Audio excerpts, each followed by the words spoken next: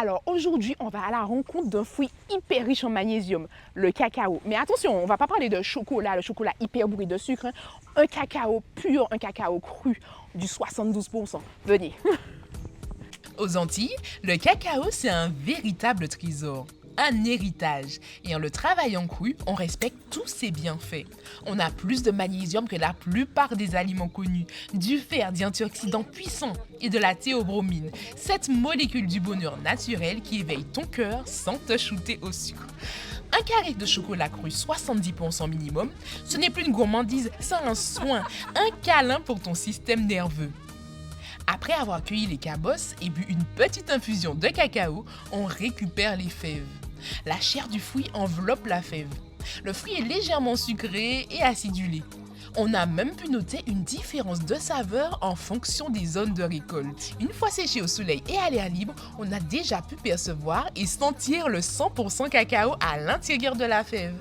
Thomas nous explique comment il transforme son cacao en un chocolat 100%. On pourrait raconter des milliers de choses sur ce chocolat, mais pour la partie nutritionnelle, c'est vraiment ça qui est important.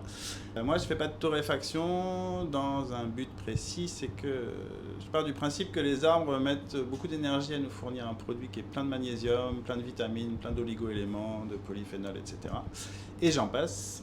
Et donc, si on faisait la torréfaction, comme ça se fait habituellement, on perd des nutriments puisqu'on chauffe.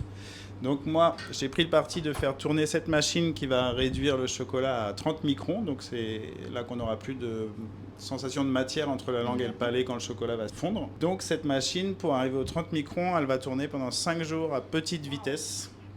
Le but du jeu, c'est que on ne va pas excéder 43 degrés.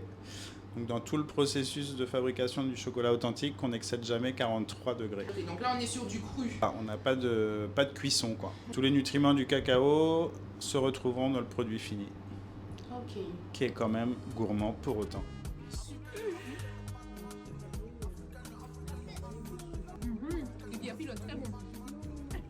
Je me rends compte que j'ai complètement oublié de vous montrer le bâton cacao chez Thomas. Alors traditionnellement, c'est le bâton cacao que l'on gratte pour faire notre emblématique chocolat chaud en Martinique.